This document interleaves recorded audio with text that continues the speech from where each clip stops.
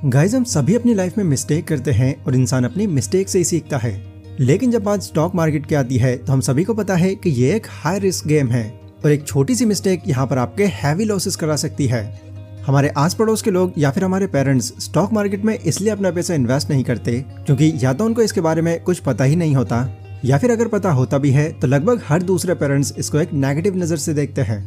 वो सोचते हैं कि ये काम सिर्फ अमीरों का ही है क्योंकि इन्हीं को इसके सीक्रेट्स और स्ट्रेटेजी पता होती है। हम अगर इसमें कुछ लगाने भी लगे तो पक्का नुकसान उठाएंगे।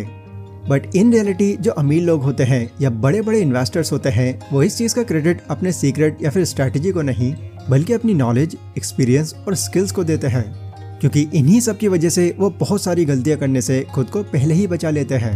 आज की इस वीडियो में हम कुछ ऐसी इन्वेस्टमेंट मिस्टेक्स के बारे में जानने वाले हैं जो समझदार और एक्सपीरियंस रखने वाले इन्वेस्टर्स बिल्कुल नहीं करते। So let's begin. Number 1, they never lose their patience. Guys, cricket में बाउंड्रीज करना लगभग हर बैट्समैन को पसंद है, पर पूरे मैच में हर बॉल पर ही बाउंड्रीज करते रहना इम्पॉसिबल है। और अगर वो जबरदस्ती करने की कोशिश करेंगे तो उनका इस वजह से आउट हो जाना लगभग तय है। इसीलिए हर बैट्समैन को टिके रहने के लिए और अपना स्ट्राइक रेट मेंटेन करके रखने के लिए उनको बाउंड्रीज के साथ साथ सिंगल्स और डबल्स पर भी रिलाई करना पड़ता है। एंड जो भी ऐसा करता है वही आगे तक टिक पाता है और अच्छा स्कोर कर पाता है। इन्वेस्टिंग भी आप मान सकते हैं क्रिकेट की तरह होती है। हर कोई चाहता है कि उनको लेस टाइम में हाई रिटर्न्स मिलें, पर हाई रिटर्न्स के चक्कर में हम अक्सर अपना पेशेंस ही गवा देते हैं। कामयाब इन्वेस्टर्स इस बात को बहुत अच्छे से समझते हैं that stock market is not about speed, it's about consistency. अगर किसी स्टॉक में रिटर्न ज्यादा होंगी तो ऑब्वियस सी बात है कि उसमें रिस्क भी ज्यादा होगा। इसलिए अगर कोई अपनी इन्वेस्टिंग जर्नी की शुरुआती फेज में है तो स्टार्टिंग में उसको ऐसे स्टॉक्स में अपना पैसा लगाना चाहिए जिसमें उसकी इन्वेस्टमेंट डूबने का थ्रेट बहुत ज्यादा कम हो। यहाँ भले ही आपको रिटर्न ज्यादा न मिले पर पैसे ना डूबने का सुकून आपको यहाँ पर मोटिवेटेड रखता है। Number 2, they don't start without a plan. कई लोग स्टॉक मार्केट में इसलिए कामयाब नहीं हो पाते क्योंकि वो बिना किसी प्लानिंग के अपनी इन्वेस्टिंग की जर्नी शुरू कर देते हैं।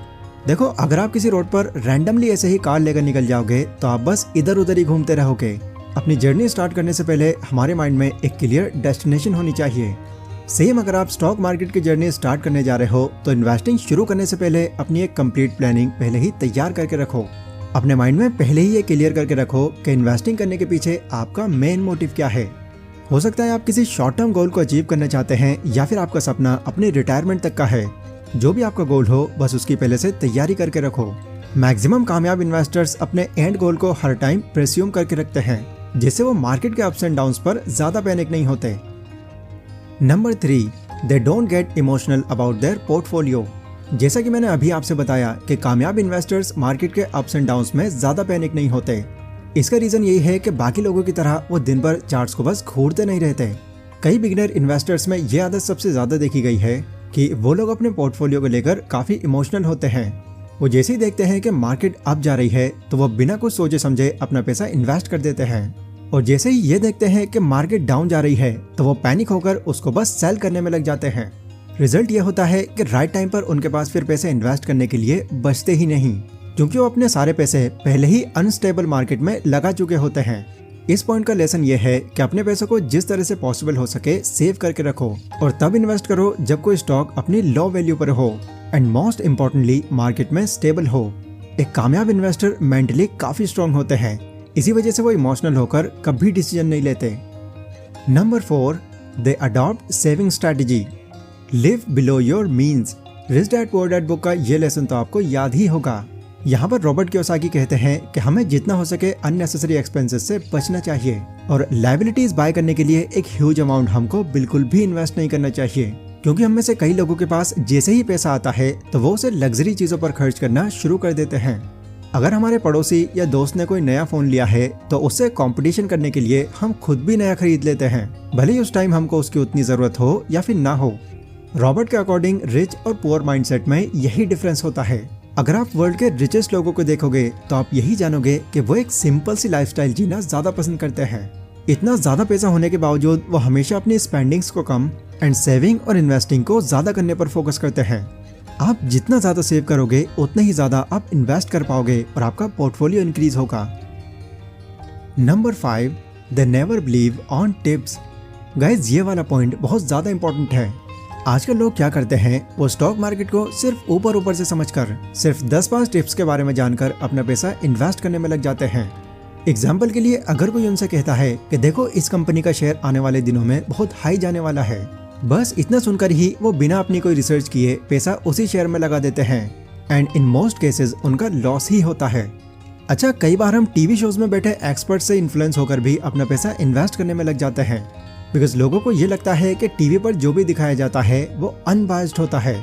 लेकिन आपको ये समझना होगा कि इन रियलिटी कई एक्सपर्ट्स जानबूझकर ऐसी स्टॉक मार्केट रिकमेंडेशन देते हैं जिससे किसी स्पेसिफिक पर्सन या फिर कंपनी को प्रॉफिट हो। एक बार जब एक इंसान ने राकेश झुनझुनवाला से कोई इन्वेस्टिंग की टिप मांगी तो उन्होंने उस आदमी से सिर्फ ये कहा, देखो कभी भी टिप्स के बेसिस पर स्टॉक मार्केट में पैसा नहीं लगाना। अगर वाकई में तुम इस फील्ड में इंटरेस्टेड हो तो दूसरों से ज्यादा यहाँ पर अपना खुद का दिमाग लगाओ।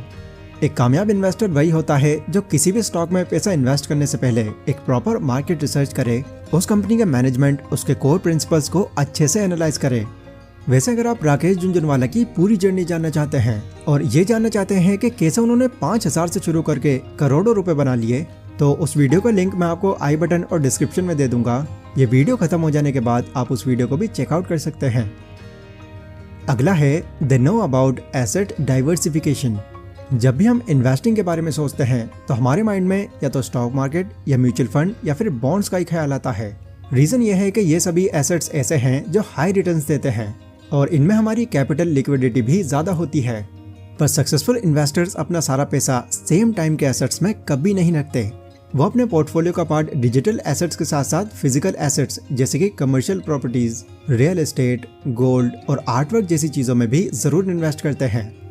आई नो कि फिजिकल एसेट्स लॉन्ग टाइम में इक्विटीज की तरह हाई रिटर्न्स नहीं दे पाते, बट बियर मार्केट में यही आपके पोर्टफोलियो को कहीं ना कहीं बैलेंस करके रखते हैं, क्योंकि फिजिकल एसेट्स की जो वैल्यू होती है वो रेयरली ही नीचे जाती है। इसलिए फिजिकल एसेट्स भी आपके लिए अच्छे इन्वेस्टमेंट ऑप्शन है। सेकेंडली, अपने पोर्टफोलियो का 60% अगर आप इक्विटीज में इन्वेस्ट कर रहे हो तो उसमें भी आप डाइवर्सिफिकेशन मेंटेन जरूर करके रखो, यानी कुछ पैसा लार्ज कैप, कुछ मिड कैप और कुछ स्मॉल कैप में। इससे आपके लॉस होने के चांस बहुत ज्यादा कम हो जाता है। अगला है they don't ignore to gather information about service charges and taxes. Guys, जब भी हम किसी प्लेटफॉर्म के थ्रू स्टॉक मार्केट या फिर म्यूचुअल फंड में अपना पैसा इन्वेस्ट करते हैं तो वो प्लेटफॉर्म डायरेक्टली या इनडायरेक्टली हमसे कुछ चार्ज जरूर कर रहा होता है। इसलिए म्यूचुअल फंड में अपने पैसे इन्वेस्ट करने पर हमें एक्सपेंस रेशो और एग्जिट लोड को पहले ठीक तरह से चेक कर लेना चाहिए। मोस्ट केसेस में ये इतना कम होता है कि हम इससे माइंड नहीं करते और एक्सेप्ट करके अपनी इन्वेस्टिंग की जर्नी शुरू कर देते हैं। पर आपको समझना होगा कि लॉन्ग टर्म में ये छोटा सा लॉस ही हमारे पोर्टफोलियो को बहुत बड़ा डैमेज दे सकता है। जैसे फॉर एग्जाम्पल, अगर आप किसी एसेट में 1 लाख रुपए इन्वेस्ट करते हो और आपको वहाँ पर एनुअल रिटर्न 12% का मिलता है, तो 20 साल के बाद आपके 1 लाख रुपए लगभग 9,64,000 बन जाएंगे। पर अगर सर्विस चार्जेस को इग्नोर करने की वजह से आपका रिटर्न 1% भी डाउन जाता है तो 20 साल के बाद आपके वो 1 लाख रुपए 8,06,000 ही बन पाएंगे। मतलब सिर्फ 1% से 20 साल के ड्यूरेशन में आपको 1.5 लाख से ज्यादा लॉस झेलना पड़ सकता है। सो ऐसे फंड रेशो को चुनो जहां एक्सपेंस रेशो और एग्जिट लोड कम से कम हो। सेकेंडली, इन्वेस्टिंग करने से पहले ही अगर आप इंडिया में रहते हो तो इंडिया के हिसाब से, और अगर आप दूसरी कंट्री में रहते हो तो वहां के हिसाब से इस पर लगने वाले टैक्सेस के बारे में अपने सारे डाउट्स क्लियर कर लो। और जब आपका एक एक डाउट क्लियर हो जाए तब आप इन्वेस्टिंग की इस जर्नी को आगे बढ़ा सकते हैं। सो आई होप इस वीडियो से आपको काफी ज्यादा जानकारी मिली होगी और साथ ही आपको उन गलतियों के बारे में भी पता चल गया होगा जो कामयाब इन्वेस्टर्स इन्वेस्टिंग करते टाइम बिल्कुल नहीं करते। ये वीडियो अगर आपको पसंद आई हो तो इसको अपने दोस्तों के साथ भी शेयर करें। एंड आप स्टॉक मार्केट में अपना आइडल किसको मानते हैं ये आप लोग मुझे कमेंट सेक्शन में जरूर बताएं।